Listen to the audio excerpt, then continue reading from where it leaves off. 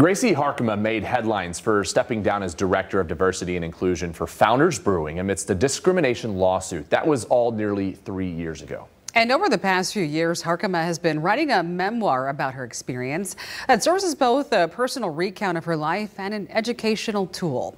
Our Julie Dunmeyer sat down with her after reading her book herself. For starters, Harkema does not name founders in this book. She explained to me they're not the main characters in this story. She is.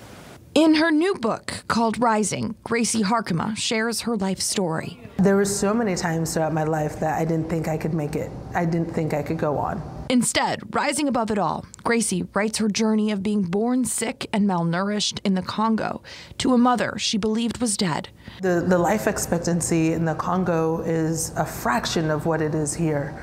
And to see them both happy and alive and well just lets me know that I can do this too. Finding out when she was 30. So it's a sound wave of my biological mother's voice. Her mother, very much alive.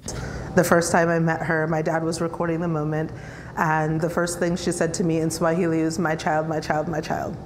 But that's not where Graci's story of trials begin or end. As a transracial adoptee, Graci shares the challenges that came with growing up in suburban Grand Rapids, being one of the only people at her school with dark skin. One point where I began was in the mud hut in the Congo where I was born in civil unrest.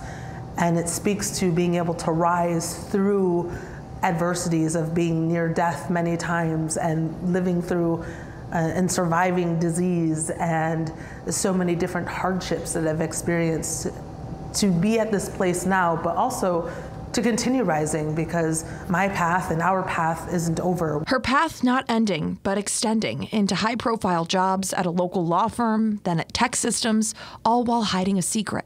Graci identifies as queer. It's so important for myself and my journey in coming out. I came out at a work environment and a technology, in the technology industry. I came out to a stranger who was my boss, who was a straight white male. It was almost like it was ready to come out. Right.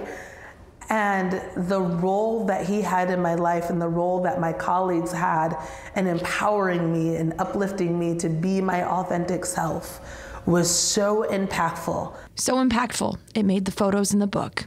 A book where Graci chronicles each difficult chapter of her life, from being born teeny tiny with little chance of survival to being a survivor of childhood sexual abuse, all with one hope, that dear readers feel seen. All of them were terrible. All of them were equally awful. All of them could have been debilitating. But with each one, it was like, okay, I did that. Each adversity that we go through, I think, gives us a little bit more strength and power and insight for the next one. Graci's book is for audiences 16 and up. Each chapter ends with tools and resources to serve in part as a memoir and a living educational resources for how businesses, families, and people can create a more inclusive life and learn how to be better allies. Reporting in the studio, Julie Dunmeyer, Fox 17 News.